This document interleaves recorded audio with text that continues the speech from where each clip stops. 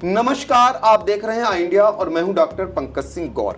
और आई इंडिया के स्टूडियो में खास मेहमान आए हुए हैं, आप सभी का परिचय कराते हैं।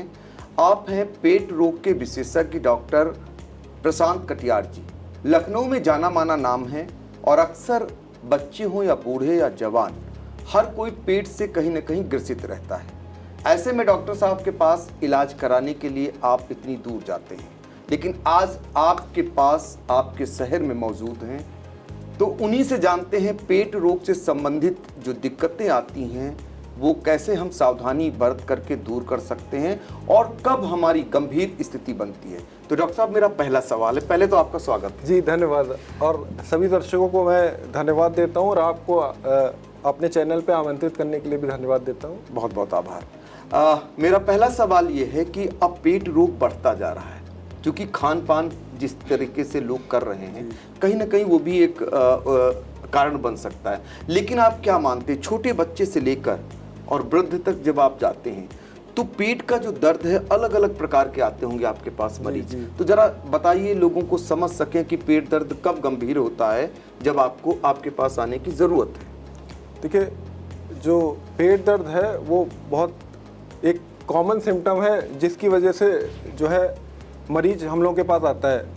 तो पेट दर्द के जो कारण होते हैं वो आपके बच्चों में अलग होते हैं, बुजुर्गों में अलग होते हैं और जो एडल्ट पेशेंट होते हैं उनमें अलग होते हैं।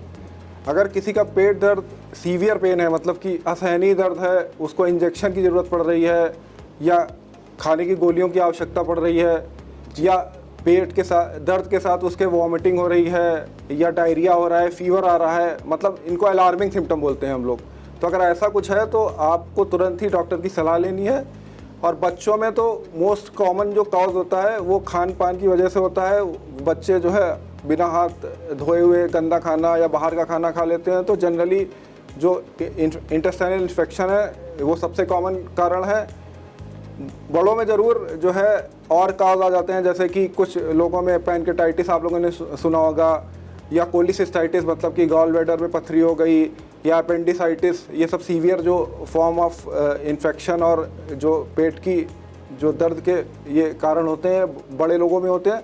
बुजुर्गों में ख़ास तौर से कई बार जो है पेट के अलावा जैसे एंजाइना मतलब कि जो हार्ट का पेन होता है उससे बहुत ज़्यादा मिमिक करता है पेट के दर्द में। तो अगर बुजुर्ग में है, कोई भी 60 या 70 साल का है, तो उसमें तो बिल्कुल आपको कोताही नहीं बरतनी है और तुरंत जो है डॉक्टर से जाके मिलना है। जी, तो देखिए आपने आसानी से समझ लिया।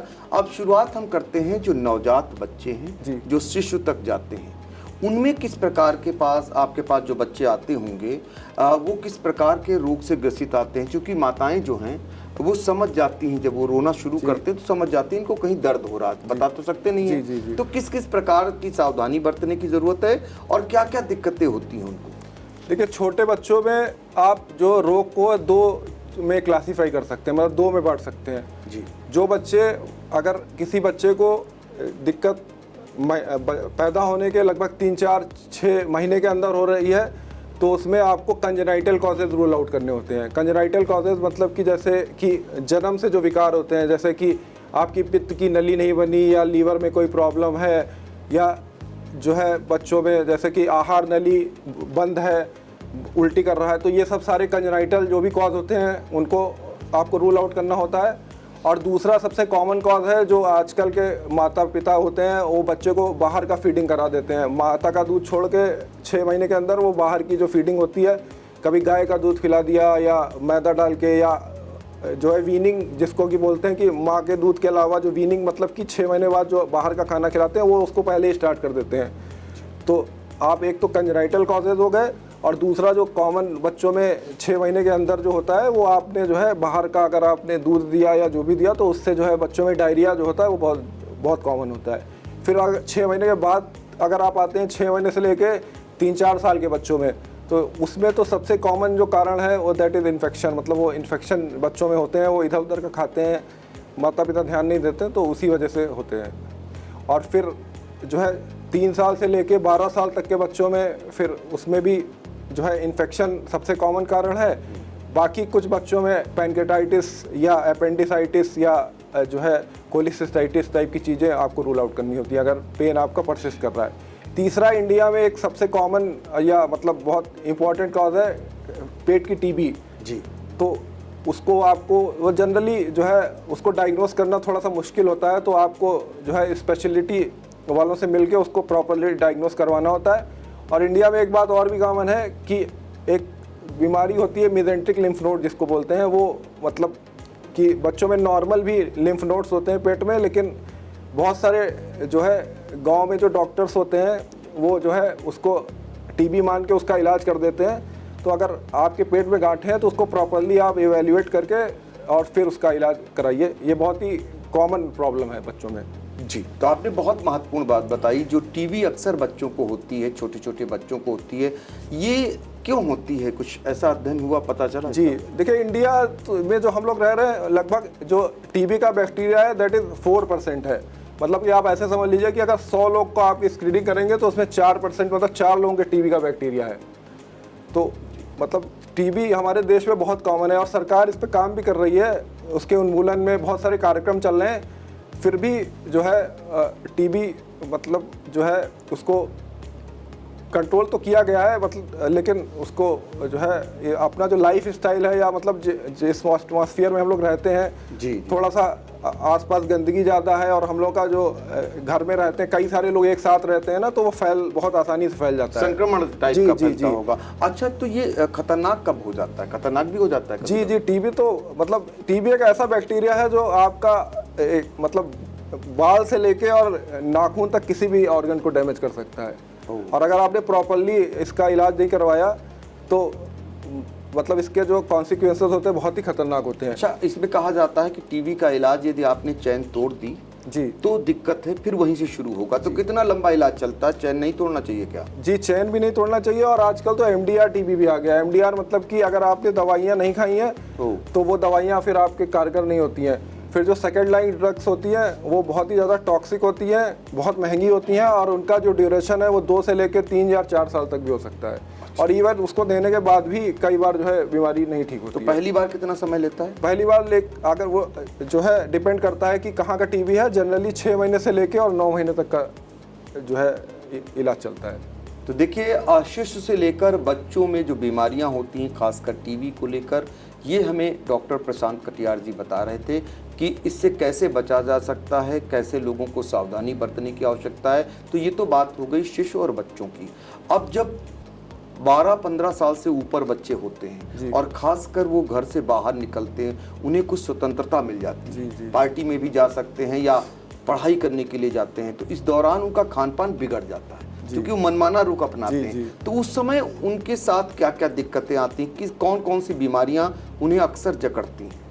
जी, जो आजकल का लाइफ स्टाइल है ना एडल्ट्स का, वो तो बहुत ही ख़राब हो चुका है। आजकल जो है बहुत सारे एडल्ट्स जो है स्मोकिंग, अल्कोहल, इस पे इनकी लत लग चुकी है। दूसरा, खान पान में जो है जंक फूड्स जो होते हैं उस पे बहुत ज़्यादा भाग रहे हैं।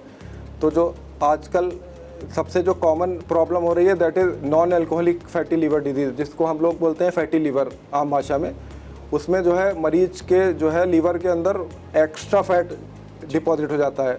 मतलब कि आप ऐसा समझ लीजिए, अगर एक कमरा है और उसके अंदर आप काम कर रहे हैं और उसके अंदर आप अगर रुई भर दीजिए पूरी उठा के, और तो आपके पास काम करने की जगह नहीं बचेगी। वही चीज़ फैटी लीवर में है कि सेल्स के अंदर इतना ज़्यादा फैट हो जाता है कि जो नॉर्मल फंक्शन होते हैं सेल्स के वो सारे ख़त्म हो जाते हैं। तो लीवर तो बहुत ही इंपॉर्टेंट ऑर्गन है बॉडी का। तो फैटी लीवर में पेशेंट को फिर कमजोरी, थकान, चिड़चिड़ापन, किसी काम में मन नहीं लगना, ये सब होता है। और आगे अगर आप इसको इग्नोर करते हैं, इस पर ध्यान नहीं देते हैं, तो आगे चल के जो है ये लीवर सिरोसिस में भी कन्वर्ट हो सकता है। और सबसे कॉमन इसका कारण है सीडेंटरी लाइफ स्टाइल आजकल की, जो है कि लोग एक्सरसाइज नहीं करते हैं। दूसरा, जंक फूड्स। तीसरा जो है जो अल्कोहल है, अल्कोहल की वजह से भी फैटी लीवर होता है। और कुछ दवाइयाँ, ड्रग्स होती हैं, बहुत ज़्यादा एक्सेसिव ड्रग्स लेते हैं, उसकी वजह से भी फैटी लीवर हो सकता है आपको। फिर आते हैं हम लोग स्मोकिंग एंड अल्कोहल पे। अल्कोहल तो बहुत ही कॉमन कॉज है आजकल सिरोसिस का। फिर आता है एडल्ट्स में आजकल जैसे इंजेक्टेबल, कुछ लोग होते हैं इंजेक्टेबल ड्रग्स भी ले सकते हैं। तो उसमें जैसे HIV पहले हम लोग सुनते थे, वैसे हेपेटाइटिस B और हेपेटाइटिस C की बीमारियाँ होती हैं। वो भी हो सकती है और वो भी आपको आगे चल के परेशान कर सकती है और लीवर सिरोसिस करा सकती है। बिल्कुल। तो देखिए, फैटी लीवर के बारे में जो महत्वपूर्ण आपने जानकारी दी, उसी से संबंधित दो सवाल हैं। जी। एक सवाल मेरा ये है कि फैटी लीवर जो लोग मोटे होते हैं उनको ही होता है, या फिर दूसरा सवाल इसी से जुड़ा हुआ ये है कि फैटी लीवर का जो लेवल है, इसमें लेवल आते हैं, तो वो कौन सा लेवल खतरनाक होता है और कितने तक से आपका काम चल जाता है? देखिए, आपका कहना सही है कि ज़्यादातर जो मोटे लोग होते हैं उनमें फैटी लीवर होता है, लेकिन ये पूरी तरह 100% सही नहीं है। एक टर्म होता है लीन नैश, मतलब कि पतले लोगों में भी फैटी लीवर हो सकता है जी। तो उस पर रिसर्च चल रहा है कि क्यों ऐसा होता है। कुछ जेनेटिक प्रीडिस्पोजिशन होता है जिसकी वजह से लीन नैश होता है, कि मतलब पतले लोगों में भी फैटी लीवर हो सकता है। पहला तो ये है जी। दूसरा सवाल आपका था कि इसका लेवल कितना खतरनाक होता है, कब? तो एक तो देखिए, अगर मोर देन 30% आपके सेल्स के अंदर फैट है तब हम लोग उसको फैटी लीवर डायग्नोस करते हैं। उसको डायग्नोस करने के लिए आप अल्ट्रासाउंड पे डायग्नोस कर सकते हैं, और एक आजकल नई टेक्नोलॉजी आई है वो है फाइब्रोस्कैन। अच्छा। तो फाइब्रोस्कैन में एक वैल्यू आती है कैप वैल्यू। अगर आपकी कैप वैल्यू 240 से ऊपर है तब हम लोग बोलते हैं कि ग्रेड 1 फैटी लीवर है। कैप वैल्यू जैसे जैसे बढ़ती जाती है वैसे वैसे ग्रेडिंग बढ़ती जाती है अच्छा। फैटी लीवर की। अगर आपकी कैप वैल्यू 300 गई तो ग्रेड 2 या ग्रेड 3 हो गया, और अगर मोर देन 350 या 400 के आसपास पहुंच गई तो आप बोलते हैं कि ग्रेड 4 फैटी लीवर है। तो ग्रेडिंग जितना आपका फैट लीवर की सेल्स के अंदर बढ़ता जाता है उसी हिसाब से ग्रेडिंग हम लोग डिसाइड करते हैं, और उसी हिसाब से आपकी बीमारी की सीवियरिटी भी बढ़ती जाती है। जी। तो ये युवाओं की बात हो गई। अब जरा जो वृद्ध जन होते हैं जी, वो भी अक्सर कहते हैं कि पहले गांव में ये सब दिक्कतें नहीं आती थी, जी, जी। लेकिन अब गांव से भी लोग आते हैं जी। कहीं कोई बीमारी लेकर के, खासकर पेट से ही ग्रसित होते हैं ज़्यादातर लोग। तो उनमें किस किस प्रकार की बीमारी होती है और क्या सावधानी गाँव वालों को बरतनी चाहिए? आपने अगर मतलब वृद्ध जनों की बात करी तो इवन उनमें भी फैटी लीवर होता है। उनमें सबसे कॉमन कॉज है सेडेंटरी लाइफ स्टाइल, मतलब कि एक्सरसाइज नहीं करते हैं, और सेकंड कॉज है डायबिटीज़। डायबिटीज़ जो है बहुत ही इंपॉर्टेंट कारण है फैटी लीवर होने का, और अगर आपके पास के साथ डायबिटीज़ और फैटी लीवर का कॉम्बिनेशन है तो दैट इज़ लीथल, मतलब कि बहुत ही खतरनाक होता है, और लगभग 50-60% पेशेंट जो है वो प्रोग्रेस कर जाते हैं सिरोसिस की तरफ। एक तो ये है। दूसरा, जो ओल्ड एज में आते हैं पेशेंट हमारे पास, वो जो कॉमन जैसे कि पैनक्रेटाइटिस, अपेंडिसाइटिस, और तीसरा जो है जैसे कि कुछ पेशेंट जो ओल्ड एज वाले होते हैं वो आपका जैसे हार्ट्स की बीमारियां होती हैं तो वो जो एंटी प्लेटलेट ले रहे होते हैं, तो उसकी वजह से अल्सर बनने के चांसेस बहुत ज़्यादा होते हैं। तो ओल्ड एज में जो है जो गैस्ट्रिक या डोडनल अल्सर है वो बहुत कॉमन है। तो कुछ पेशेंट हमारे पास जैसे आ जाते हैं ब्लीड करके कि उनको पता ही नहीं होता है, धीरे धीरे हीमोग्लोबिन कम होता चला जाता है, तो एंटी प्लेटलेट जो खून पतला करने की दवाइयाँ होती हैं वो बाद में जो है लॉन्ग टर्म लेने पे कई बार अल्सर करा देती हैं पेशेंट के, तो वो भी एक कॉमन कारण है बुजुर्ग में। तो फैटी लीवर के लक्षण अगर बात करें और निवारण, जी, दोनों चीज़ों की, तो कैसे कर सकता है कोई? तो फैटी लीवर के लक्षण तो बहुत लेट आते हैं। अच्छा। और सबसे कॉमन जो सिम्टम है, लक्षण है, दैट इज इजी फैटिगबिलिटी, मतलब आपको थकान लगेगी। शुरुआत में केवल आपको 2-4 साल केवल थकान लगेगी, आपका काम करने में मन नहीं लगेगा। फिर जैसे जैसे आपका फैटी लीवर की ग्रेडिंग बढ़ती जाएगी, बीमारी बढ़ती जाएगी, तब और सिम्टम आने शुरू होते हैं, जैसे कि पीलिया आ जाएगा जब। लेकिन ये बस एक थकान और कमजोरी ये करीब 7-8 साल तक जो है आपका जो सबसे कॉमन सिम्टम है यही चलता है। उसके बाद फिर बाकी सिम्टम, अगर आपके बाकी सिम्टम्स आने लगे इसका मतलब कि जो है सीवियरिटी अब बहुत ज़्यादा हो चुकी है। और उसका जो है सबसे इम्पॉर्टेंट जो आप उसको रोक सकते हैं वो है that is life style modification. सबसे जो ज़रूरी चीज़ है, आपको लो कैलोरी डाइट खानी है, जंक फूड अवॉइड करने हैं, फैट नहीं खाना है, और प्रॉपर और रेगुलर एक्सरसाइज करनी है, और अल्कोहल और स्मोकिंग से बच के रहना है। और कुछ दवाइयाँ भी होती हैं, वो बहुत रेयर है, लेकिन कुछ दवाइयाँ हैं जो कि फैटी लीवर कराती हैं। तो आप अगर कोई दवाई ले रहे हैं तो आप अपने डॉक्टर से परामर्श कर लें कि कहीं कुछ दवाई की वजह से तो फैटी लीवर नहीं हो रहा है। जी डॉक्टर साहब, तो फैटी लीवर के बारे में आपने बता दिया, चूंकि आप पेट रोग के विशेषज्ञ हैं, ऐसे में लीवर सिरोसिस एक बड़ी समस्या है। जी। इसको लेकर बहुत सारे लोग लीवर से जीवन भी बचा लेते हैं, लेकिन बहुत सारे लोग गंवा देते हैं। उनके लिए क्या सावधानी बरतने की ज़रूरत है, कब किस स्तर पर उन्हें सावधान होने की ज़रूरत है, और कहाँ सही इलाज है उनका? देखिए, लीवर सिरोसिस की बात करिए तो वो भी आप उसको 2 पार्ट में डिवाइड कर सकते हैं, मतलब 2 भागों में। एक भाग होता है जिसमें कि पेशेंट के लीवर सिरोसिस होती है लेकिन कोई सिम्टम नहीं आते हैं, मतलब कि अंदर अंदर लीवर सिरोसिस चल रहा होता है लेकिन पेशेंट को पता नहीं होता है। जी जी। तो उसको बोलते हैं हम लोग कंपनसेटेड लीवर सिरोसिस। और एक होता है कि दूसरा पार्ट कि डीकम्पनसेटेड लीवर सिरोसिस, की मतलब कि उसके सिम्टम आने लगते हैं। सिम्टम में क्या आएगा, आपको पीलिया हो सकता है, पेट में पानी आ सकता है, खून की उल्टी हो सकती है, ठीक है, और कुछ पेशेंट्स में जो है लीवर कैंसर तक डेवलप हो सकता है। तो अगर आपका अर्ली लीवर सिरोसिस है या कंपनसेटेड लीवर सिरोसिस है, तब तो आपका जो है ट्रीटमेंट पे आप जो है प्रॉपरली अगर डायग्नोस टाइम पे हो जाता है तो जो है आप उसको कंटिन्यू कर सकते हैं। लेकिन अगर डीकम्पनसेटेड लीवर सिरोसिस है तो जो आपकी लाइफ स्टाइल है उसको आपको बहुत चेंज करना पड़ेगा और आगे चल के इवन आपको कई बार जो है ट्रांसप्लांट भी कराना पड़ सकता है। इंडिया में जो इम्पोर्टेंट कारण है, सबसे इम्पोर्टेंट इस समय अल्कोहल है, सेकंड नंबर पे हेपेटाइटिस बी है, देन हेपेटाइटिस सी है, और कुछ पेशेंट्स में एक बीमारी होती है ऑटोइम्यून हेपेटाइटिस, वो हो सकती है। और इंडिया में एक और गाँव में जो है जो अल्टरनेट मेडिसिन जिनको हम लोग बोलते हैं कि मतलब कि जो काढ़ा पी लिया या गिलोय खा लिया, आजकल तो बहुत सारी रिसर्च हुई है, उसमें जो है ये जो अल्टरनेट मेडिसिन है दैट इज़ ये सब one of the important cause of liver cirrhosis. जी जी, ये कारण हो सकता है। डॉक्टर साहब एक चीज़ इसी से जुड़ा हुआ है, क्या लीवर ट्रांसप्लांट क्या सक्सेस है? जी जी जी, लीवर वो जब हम लोग पुरानी बात करते थे आज से 15-20 साल पहले, तब था कि जब नया था कि लीवर ट्रांसप्लांट के जो है सक्सेस रेट कब था। आजकल तो लीवर ट्रांसप्लांट का सक्सेस रेट ऑलमोस्ट 95 to 100% है। हम लोग 5 ईयर सर्वाइवल देखते हैं, मतलब कि आपने लीवर ट्रांसप्लांट किया उसके बाद 5 साल तक कितने पेशेंट जिंदा रहे, तो ऑलमोस्ट 95 से लेकर 98 या 99% सर्वाइवल रेट है इस समय। जी, तो देखिए कितना सक्सेस है ये डॉक्टर साहब बता रहे थे। एक डॉक्टर साहब कॉमन सी समस्या सबके साथ रहती, पेट फूलने की। जी, अक्सर लोग कहते हैं खाना खाया पहले ठीक था, तो थोड़ी देर बाद पेट फूल गया। जी, ये क्या होता है और इससे कैसे बचा जा सकता है? जी, इसको जो है हम लोग अपनी भाषा में, मेडिकल भाषा में डिस्पेप्सिया बोलते हैं। तो उसमें होता है कि जैसे इसके भी कई सारे कारण होते हैं। इंपॉर्टेंट कारण है कि या तो आपके पेट में एसिड ज़्यादा बन रहा है, या एक गैस्ट्रोपैरेसिस होता है कि मतलब आपका पेट का जो मूवमेंट है वो प्रॉपर नहीं है, या तीसरा कारण है आपने कैपेसिटी कम थी और ज़्यादा खा लिया। तो अगर एसिड है तो उसके लिए कुछ दवाइयाँ आती हैं और लाइफ स्टाइल मॉडिफिकेशन करके उसको हम लोग ठीक कर सकते हैं। गैस्ट्रोपैरेसिस में है कुछ प्रोकाइनेटिक ड्रग्स आती हैं, मतलब कि आपकी जो आंत के जो मूवमेंट है उसको बढ़ा देती हैं, तो आपको आराम मिल जाएगा। और तीसरा है अगर आपने खान पान में परहेज की वजह से है तो उसके लिए तो आपको छोटी छोटी कई मील में खाना खाना पड़ेगा और थोड़ा सा जो है फैट और जो कॉफ़ी या जितने ड्रिंक्स होते हैं इनको अवॉइड करना पड़ेगा। जी बिल्कुल। तो देखिए ये एक कॉमन सी लोगों को समस्या रहती थी, उसके बारे में डॉक्टर प्रशांत कटियार जी ने बड़े सलीके से, बड़े कायदे से आपको बताया है। ये चीज़ें आप अपनाकर आपके लिए बचाव भी है और इलाज भी कैसे संभव होता है वो भी आपने बताया।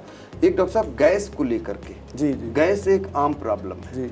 अब गैस कितनी खतरनाक हो सकती है और इसे दूर कैसे किया जा सकता है? देखिए नॉर्मल पेशेंट में, एक नॉर्मल इंडिविजुअल में करीब 20 से 30 ग्राम गैस तो नॉर्मल है, और उससे ज़्यादा अगर किसी में गैस होती है तब उसके सिम्टम्स आ सकते हैं। अब गैस के सिम्टम में आपको ब्लोटिंग हो सकती है, पेट फूला फूला लग सकता है, उल्टी लग सकती है, या कई बार फार्टिंग हो सकती है। नॉर्मल पेशेंट्स में तो अगर किसी के गैस ज़्यादा बन रही है तो आपको 3 चीज़ें रूल आउट करनी है। एक तो कई बार अगर आप ऊपर वाले स्टमक की बात करें, मतलब जो ऊपर का पार्ट होता है, तो उसमें अल्सर्स हो सकते हैं, डिस्पेप्सिया हो सकता है, या गैस्ट्रोपैरेसिस हो सकती है, उसकी वजह से पेशेंट आपको कंप्लेन कर सकता है कि गैस है। फिर हम उससे नीचे चलते हैं तो अब आंतें आती हैं, उसमें छोटी आंत है, छोटी आंत में कई बार इन्फेक्शंस होते हैं या अल्सर बन सकते हैं, या एक बीमारी होती है इन्फ्लेमेटरी बाउल डिजीजेज। अगर ये बीमारियां होती हैं तब भी पेशेंट आपको कंप्लेन कर सकता है कि उसको पेट भरा भरा गैस जैसा लग रहा है। जी। फिर हम बड़ी आंत पे आते हैं। बड़ी आंत के भी अगर चाल आपकी कमज़ोर है या वहाँ पे बैक्टीरिया ज़्यादा आ गए हैं तब कई बार पेशेंट जो है गैस की प्रॉब्लम बता सकता है। तो मतलब कहने का मतलब यह है कि अगर पेशेंट आपको गैस की समस्या बता रहा है तो उसको प्रॉपरली इवेल्युएट करना है और क्या कारण है उसी हिसाब से फिर आपका ट्रीटमेंट करना है। बिल्कुल। तो देखिए गैस की समस्या जो कैसे दूर की जा सकती है इसको डॉक्टर साहब ने बताया। आखिरी मेरा सवाल जी। मेरा सवाल ये है कि पेट से संबंधित मुख्य कौन कौन से रोग हैं, लोग समझ सकें आसान भाषा में, और फिर अगर उन्हें किसी प्रकार की गंभीर बीमारी है तो लखनऊ कहाँ पर आकर के आपसे मिल सके? जी देखिए, जो पेट के रोग हैं उसमें तो एक तो आपने सबसे पहले बताया पेट दर्द की बात करी। जी जी जी। तो पेट दर्द के साथ अगर आपके अलार्मिंग सिम्टम्स आ रहे हैं तो आपको तुरंत डॉक्टर को दिखाना है। दूसरा सबसे कॉमन सिम्टम है पीलिया, जॉन्डिस। अगर आपके पेशेंट का पेशाब पीला हो रहा है या आँख पीला लग रहा है तो आपको तुरंत डॉक्टर को दिखाना है। तीसरा, अगर आपको लगातार थकान, कमजोरी या चिड़चिड़ापन रह रहा है, कई सालों से ये चल रहा है, तो आपको जो है तुरंत आके किसी पेट रोग विशेषज्ञ को दिखाना है। चौथा है कई बार लैट्रिन से ब्लड आता है या डायरिया होता है बार बार। क्रोनिक डायरिया मतलब कि 1, 1.5, 2 महीने से ज़्यादा अगर आपको जो है लैट्रिन ज़्यादा हो रही है तो आपको जो है किसी पेट रोग विशेषज्ञ की सलाह लेनी है। और अगर आप मुझसे मिलना चाहते हैं तो मैं जो है लखनऊ में एलीट हॉस्पिटल है पुरनिया पे, वहाँ आपकी मिल जाऊँगा और आप आके मुझसे परामर्श प्राप्त कर सकते हैं। तो देखिए, डॉक्टर प्रशांत कटियार जी ने पेट से संबंधित रोगों के बारे में बताया। पेट रोग विशेषज्ञ हैं, बहुत सारे लोग सीतापुर से भी लखनऊ इलाज कराने के लिए आपके यहाँ जाते हैं और बड़े ही बखूबी ढंग से आपको तमाम रोगों के बारे में बताया। अगर यदि आप इससे संबंधित ग्रसित हैं, इन रोगों से संबंधित, तो डॉक्टर साहब से मिल सकते हैं। तो आपने आई इंडिया से बातचीत की, आपका पुनः एक बार आभार। धन्यवाद।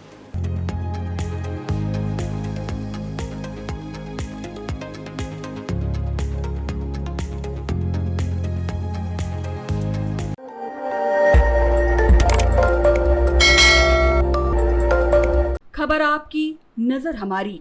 देखते रहिए आई इंडिया।